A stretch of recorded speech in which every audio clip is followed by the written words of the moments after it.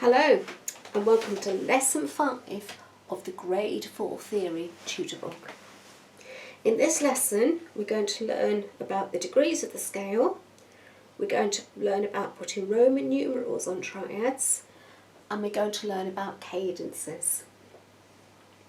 So we've already talked a little bit about numbering the degrees of the scale, and we've talked about the first, second, third, fourth, fifth, sixth, seventh and eighth. But we can also put words to these as well.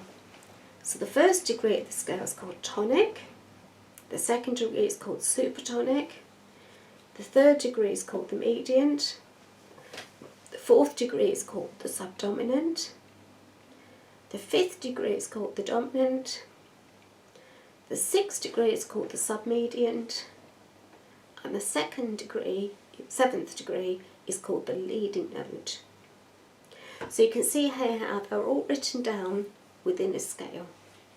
Now it's worth learning these off by heart so you know where they are, because you may be asked in the examination, for example, to write the dominant note or the subdominant note, and you need to know what they are when it's in relation to a particular scale. So we're now looking at the Roman numerals that are connected to these triads. So we're looking at triads now based on the same principle. So you can see that we're in the key of D major here, and you can see you've got all the tonic triads that link in with the D major scale. And you can see here how they've been named and also put as Roman numerals too. So your next task says draw the bass clef and then practice writing the following tonic triads in root position on the stave below in semibriefs. So you've got a dominant triad of D major with key signature. You've got the tonic triad of B minor, root position without a key signature. You've got the subdominant triad of B flat major using a key signature. You've got the dominant triad of F sharp major using a key signature. And finally you've got the tonic triad of F minor without a key signature. So all these need to be written on the stave just here. Okay, so moving on to a section known as cadences. So a cadence is like a bit like a musical sentence that's put in within it. So you know that we've already talked about having a musical sentence that's got like a full stop at the end, and sometimes you might have a music sentence that has like a comma at the end. Now, cadences are made up of at least two chords next to each other.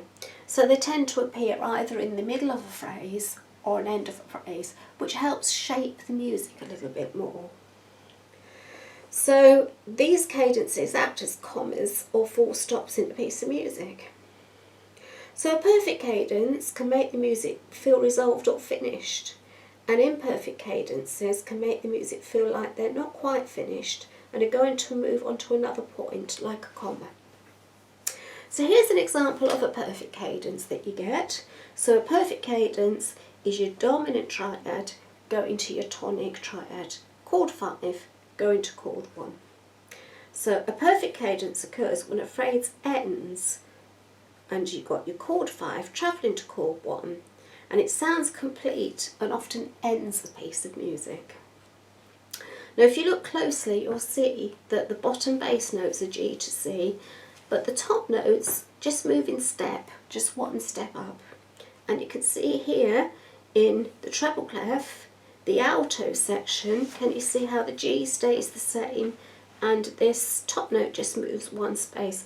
It's good to actually see the layout of this cadence, because this is a good textbook way of actually writing a perfect cadence, where you just move very, very slightly stepwise. The only big actual movement you make is in the bass clef, where you move from G to your C down the bottom there.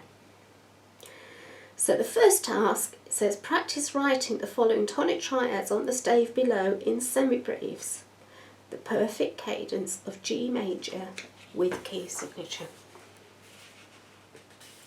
Then you're asked to write a perfect cadence of F sharp minor with a key signature, then a perfect cadence of D flat major with a key signature, and a perfect cadence of F minor with a key signature.